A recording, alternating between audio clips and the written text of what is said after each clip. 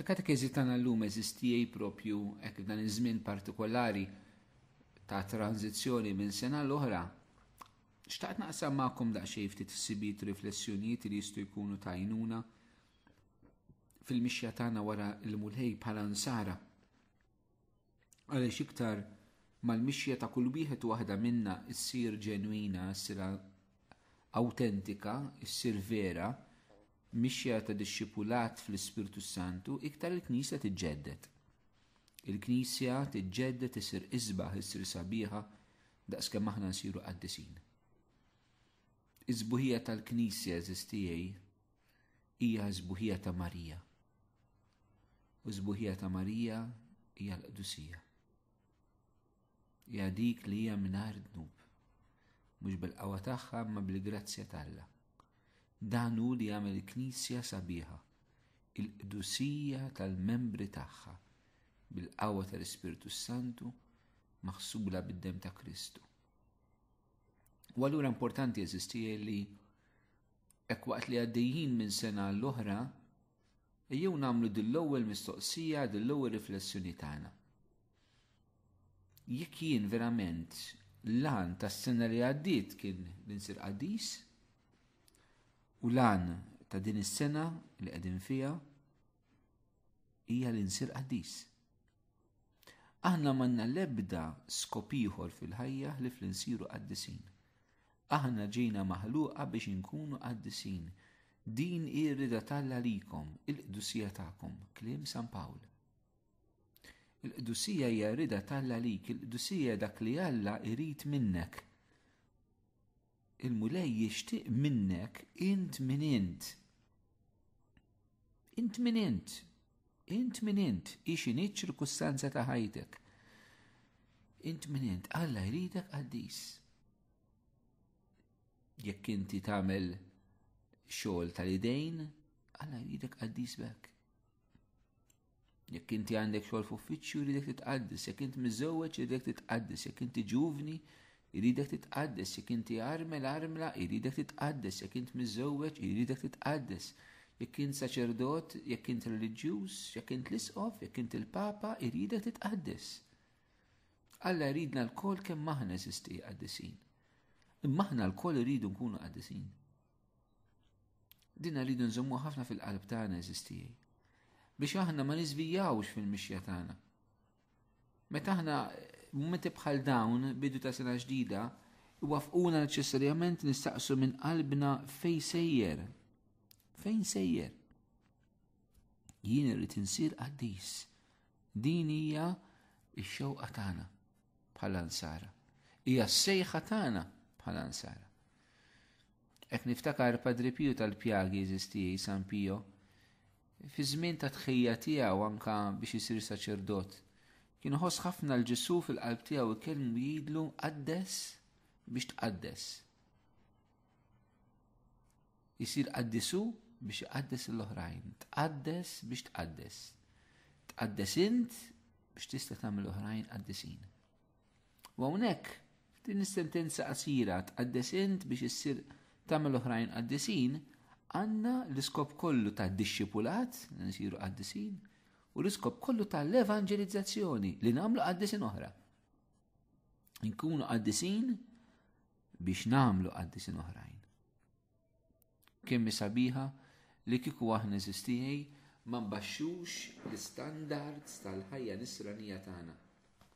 Kemm hija sabiħa li kieku aħna nibqgħu nħallu livell għoli ta' ħajja, livell straordinarju ta' ħajja ordinarja fil-ħajja nisranija biex nikwota eżattament dak li darba qal il-Beatu Ġwanni Pawlu T.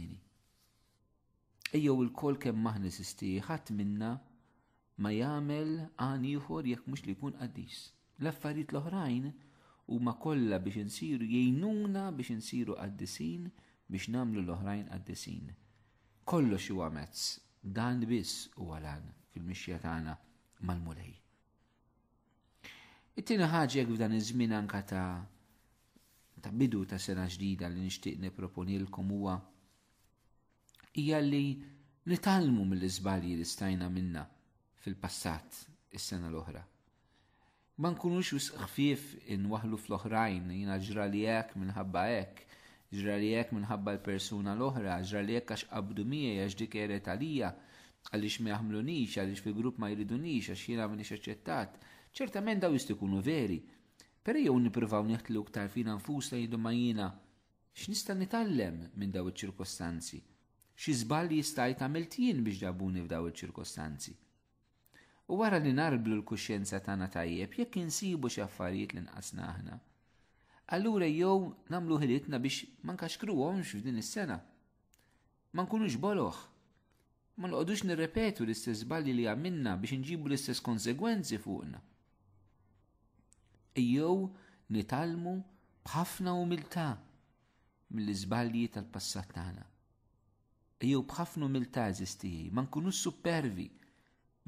supervi, imma b'ħafna umiltà ejjew nitalmu mill-iżbalji tal-passat tagħna. It-tielet ħaġa xi nipproponilkom f'dan iż-żmien hija il-gratitudni fil-qalb tagħna. Kemm għandna jkunna gratitudni f'qalbna ngħidu grazzi l-Alla għal dak kollu li huwa għamil magħna. Ċertament il-mulej għamil magħna ħwejjeġ kbar. Ċertament Ġesu għamel ħafna affarijiet magħna, iktar milli aħna naħsbu, iktar milli aħna konxi tagħhom. Iktar milli aħna naraw bajnina. Għaliex ħafna mill-ħidma tal-Alla hija moħbija u ma tidhirx f'għajnina. Bħal żerrija li hija ħajja fil-ħamrija u aħna naraw biss meta tibda tiżboq lil mill-ħamrija. Imma l-attività kollha li tagħmel iż-żerrija taħt il-ħamrija aħna dik ma narawiex, però l-ħamrija hemmhekk qiegħda iż-żerrija hemmhekk ħajja. U hekk ħafna drabi l-grazzja tal-Alla li taħdem fina. Ħajja ma tidhirx, xi kuntant naraw il-frott tagħha. Però dejjem qed hemmhekk. Dejjem qed hemmhekk. U allura tajb li konna sens ta' gratitudni, tagħmlu ngħidu grazzi l-mulej ma neħdu xejn for granted. Xejn for granted. Tajjeb li nifqu ftit jgħid imma jien matul is-sena jiena li għaddiet x'inhu huma dawk il-grazzi li jiena konxi tagħhom u nipprova nkun konxu bil-għajnuna tal-Ispirtu Santu anke ta' dak li minix konxu tiegħu.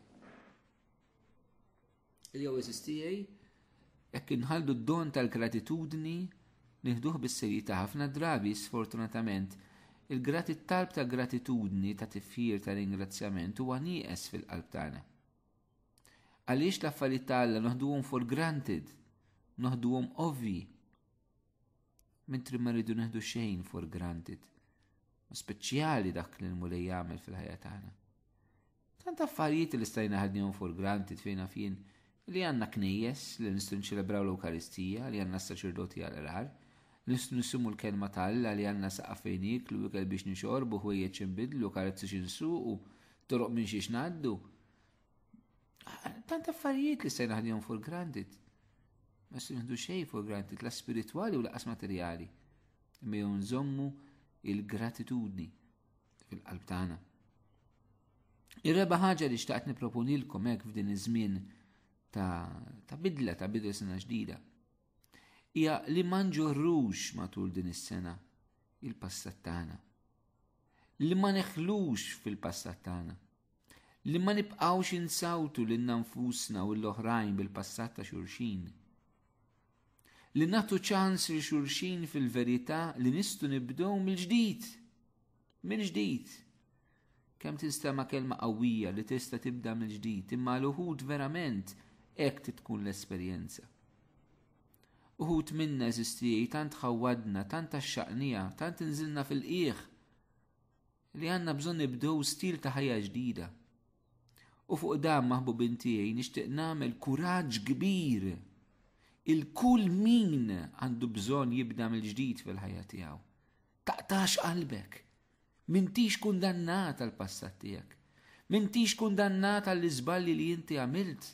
M'intix se tinqafel fihom, ħija oħti. Il-mulej ġiegħatik il-libertà, ġiegħatik il-ħelsien, tidħolx int lura fil-jasar li Alla ħelsek minnu. Jekk ma ssibux il-forza ċerti persuni forsi qataw qalbhom jistgħu jinqalgħu mid-dnub tagħhom li jistgħu jimxu l-qudiem. Jekk il-forza ma ssibix, anke dik m'għandix taqtallek qalbek. L-aħbar tajba hija li mhix il-forza tiegħek li tot, imma hija l-forza ta' Ġesu fil-ħajja tiegħek. Mhuwiex int x'mintix kapaċi tagħmel, imma huwa Alla x'inhu kapaċi jagħmel. Huwa messaġġ qawwi li tagħtina l-Madonna eżistijej f'dan iż-żmien tal-miliet għax hija kienet emnet dak li l-anġlu qalilha għax għal Alla m'hemm xejn li ma jistax isir. Din hija l-kelma li l-Madonna granfat magħha fil-mixja ta' fidi tagħha li għal Alla m'hemm xejn li ma jistax isir. Għal Alla m'hemm xejn li ma jistax isir. Għal Alla m'hemm xejn li ma jistax isir. Hija waħna eżistija wkoll jekk inħossu n-nuqqas ta' forza, in-nuqqas ta' qawwa, jew nemmnu li għal Alla m'hemm xejn li ma jistax isir. Dina tista' tkun esperjenza reali, esperjenza ta' vera fil-mixja tagħna. Esperjenza li aħna nistgħu nagħmluha fil-ħajja tagħna li bil-forza tal-mulej kollox hu possibbli. Bil-qawwa tal-Spiritu tal-Alla ġewwa fija kollox jista' jkun possibbli. U allura eżistijej jekk matul is-sena l-oħra kelkom ċirkostanzi li ħassejtukom li waħiltu fihom. Kuraġġ, taqtawx qalbkom. Mu speċjali nħeġġeġ eżistijej f'dan il-mument fil-bidu ta' din is-sena l-ġdida. Inħeġġiġkom minn qalbi għal-maħfra. Għal-maħfra. Kemm għandna bżonn nisimgħu din is-sejħa biex naħfru eżistijej. Għax il-bqija neħlu fil-passat qatt ma nimxu fil-futur. Qatt ma jkollna l-paċi f'qalbna jekk m'hemmx maħfra fil-qalb tagħna. Ma jistax ikollok paċi f'qalbek jekk m'hemmx il-maħfra f'qalbek. U allura ħeġġiġkom intom il-koll ħbibtiegħi li forsi tħossu l-bżonn li taħfru. Jew il-bżonn li tiġi maħfura fil-ħajja. Ejjew ma nagħtux dan fil-ġemp. Ejjew ma nħallux għal għada dak nistgħu nagħmlu llum. Ejjew neħtlu fil-proċess li naħfru. Ejjew ma nħallux id-dwejjaq tas-sena l-oħra jibqgħu jkaxkru magħna għaliex m'aħniex naħfru. Ejjew ma nħallux il-piki nibqgħu nġorruhom fil-familji tagħna għaliex m'aħniex naħfru.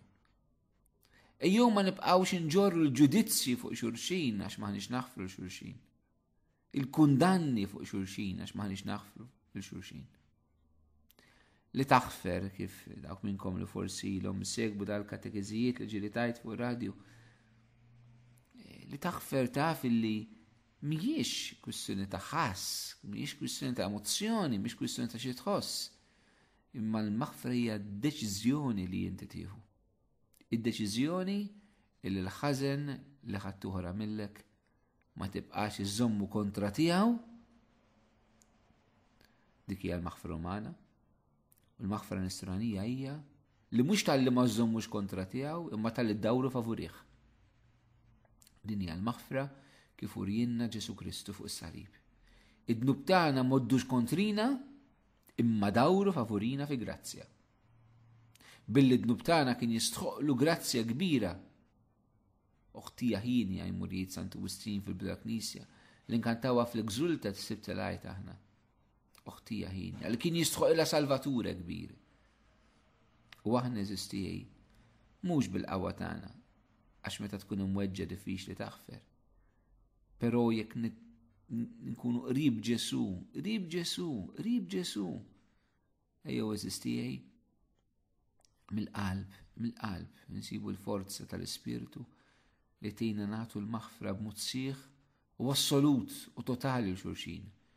Mhux maħfra taħt kundizzjoni, ma maħfra ġenwina, maħfra ta' vera.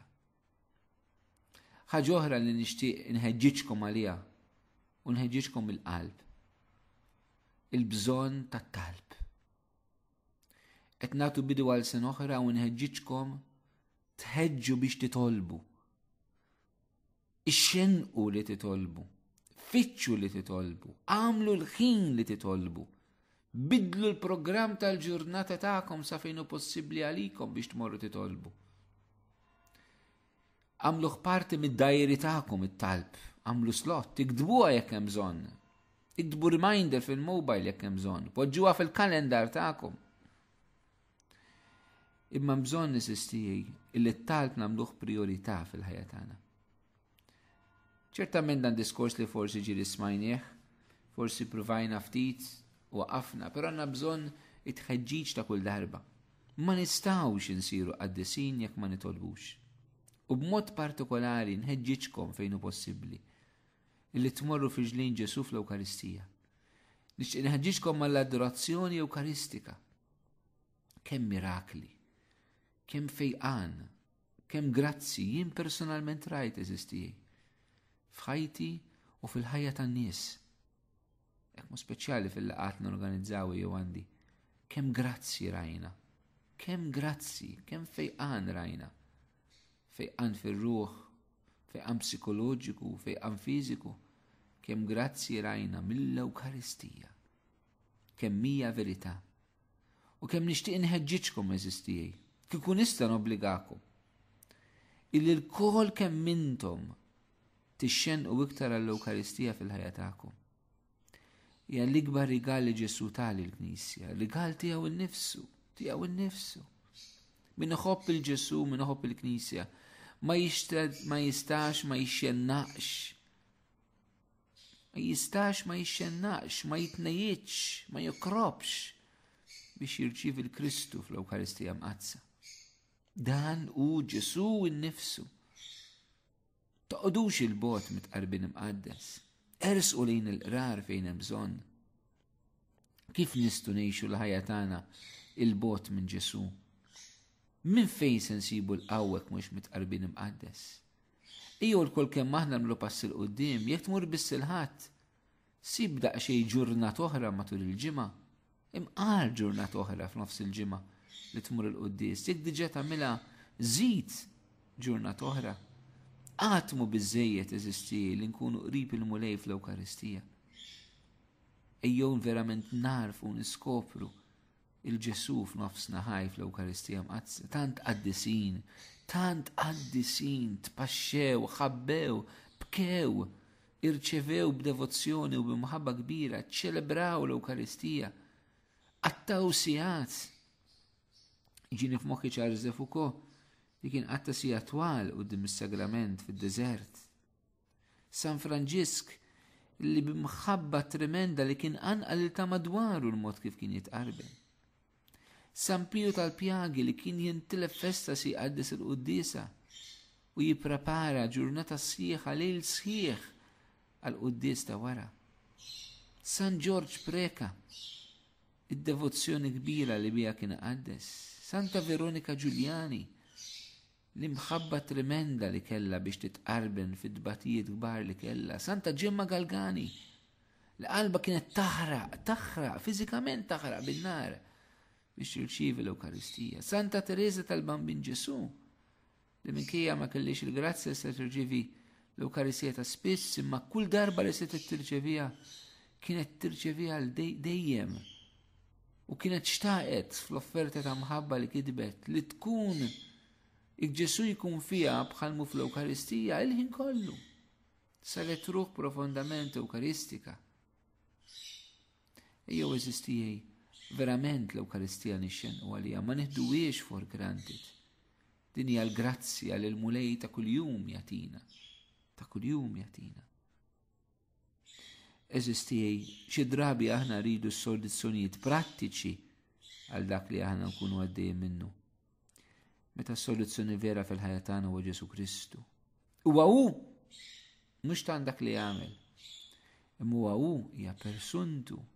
Il-Kristjaneżmu jidur madwar il-persuna għażiża ta' Ġesu, mhux madwar riti u ċelebrazzjonijiet. Aħna kollox ifakkar il-Kristu, aħna l-insar joħdulna l-Ġesu u jżarmaw il-fidi nisranija. Ġesu. Ekk jew fil-bidu ta' sena ġdida, namlu ħilitna sabiex il-Ġesu npoġġuh fiċ-ċentru tal-ħajja tagħna. Anka fiċ-ċentru tal-familji tagħna nħeġġiġkom eżistijiem il-qalb. Daħlu mill-ġdid it-talb fil-familja. Itolbu fl-imkien bħala familja. Tistennewx li tiġi l-familja kollha biex jagħmlu dan, għax inkella qatt ma tibdew. Ibda inti ma min tista' titlob fil-familja. Tista' titlob biss mat-tifel itlob mat-tifel, mat-tifla mat-tifla, mar-raġel mar-raġel, mal-mara l-mara. Però tolbu. U dawk minnkom li diġà titolbu, twafqux it-talb tagħkom fil-familja. Mod partikolari nħeġġiġkom għat-talba ta' Rużarju, talba tant għażiża l-Omna Marija. Ħobbu l-Madonna, għamluha maħbuba l-Omna Marija. Il-Madonna eżistijaj tħobbna daqs kemm tħobb il-Ġesu. Meta l-Madonna tħares lejk, fik tara l-Kristu, għax int bil-mamudija sirt ħaġa waħda ma' Ġesu. U allura eżistijaj. Il-Madonna l-inna tħobbna daqs kemm tħobb il-Ġesu, mhux iktar u mhux inqas. Nemnu għadin, konxi minn dil-imħabba tomna Marija. Kif qed nuru lura dil-imħabba tagħna lejha matul din is-sena?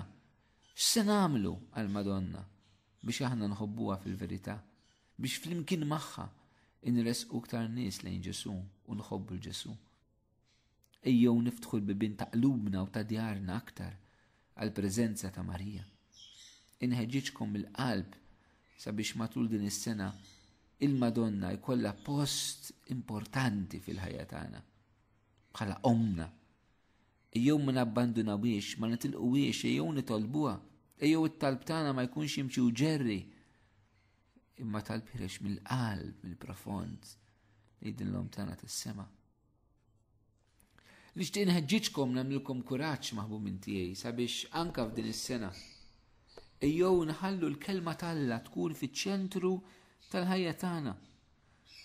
Żgur li matul din is-sena ħajkonna bżonn nieħdu ċerti deċiżjonijiet u tajjeb li nieħdu pariri qabel ma nieħdu deċiżjoni. Però noqogħdu attenti li mhux nieħdu pariri mingħand kulħadd imma mhux mingħand Ġesu permezz tal-kelma tiegħu. Kif infissra minna lilna mill-Knisja omna. Ejjew verament il-Bibja nagħmluha fiċ-ċentru tagħna. Anke b'mod fiżiku, il-Bibja mhijiex posta qalb il-kotba l-oħrajn fil-librerija jew tiġri l-emmulaw.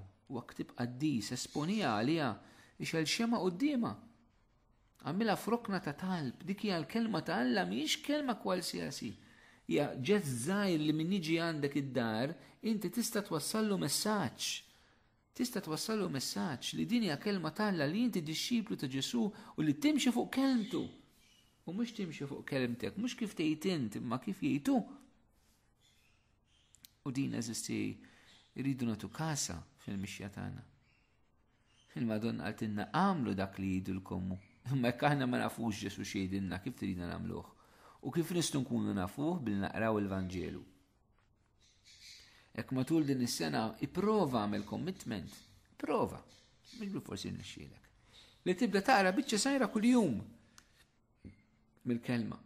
Tħeġġeġ għal ħajja nisranija aktar qaddisa mibnija fuq il-kelma ta' Alla. Dawk minnkom li għandkom il-mezzi ġodda ta' teknoloġija, smartphones, tablets, illum huwa dejjem possibbli illi jkollkom il-Bibja installata fil-mobile, fit-tablet tagħkom, għandna l-verżjonijiet bl-Ingliż għal dawn l-affarijiet, illi tkunu tista' kuljum taqraw il-kelma ta' Alla. Magħkom dejjem tkun. Meta ġġerruha fil-mobile. Grazzi ta' Alla u persuni qed jieħdaw l-inizjattivi biex jagħmlu inna daqshekk faċli. Għalhekk nixtieq anke nħeġġiġkom għall-kelma. U fl-aħħar hekk f'din it-tħeġġiġa li xtaqt nagħmel, f'din l-eżortazzjoni li xtaqt nagħmlilkom maħbubin tiegħi. Ejjew nagħtu widna dak li qed jgħidilna l-Papa. Il-Papa eżisti fi żminijietna, il-Papa Franġisku, qiegħed ikun ta' dawl ta' gwida bħal kull Papa ieħor fi żmienu.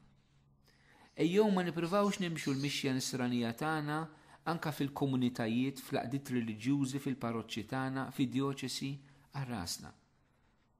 Imma jew nimxu fil-komunjoni taħt it-tmexxija ta' Pietru. Nisimgħu id-diskors li qed jgħid il-Papa Franġisku. Ippruvaw għamlu l-effort tagħkom niħeġġiġkom għal żewġ affarijiet partikolari, tliet anzi. L-Anġelus ta' nhar ta' Ħadd. Fil-verità huwa ħin qasir li l-Papa jagħtina messaġġ. Il-katakezi li jagħti kull nhar ta' Erba'. Hemmhekk nhar ta' Erba' l-Papa jallimna għandna bżonn nisimgħu it-tagħlim tiegħu. U anke l-aħħar eżortazzjoni apostolika li tagħna fuq l-evanġelizzazzjoni inħeġġiġkom sabiex taqrawha. Nittamaw li m'għandhomux ma jkollna l-verżjoni bil-Malti tagħha, però hija aċċessibbli diġà bl-Ingliż fuq l-internet anke Malta diġà rajthom din ibejgħu il-verżjoni Ingliża, ejjew naqraw ukoll dak li Papa Franġisku qed jgħidilna. Għax il-bqija żistijej nagħlqu widnejna għal dak li l-Ispirtu qed jgħid il-Knisja fi żminijietna. Għamlu kuraġġ bib, ejjew il-bidu ta' din is-sena verament nieħdu deċiżjoni li nsiru qaddisin. قدسين نحلو المولي قدسنا بالقوة تياو ونقدسوا للأخرين بدك كل المولياتينا ويعمل معنا.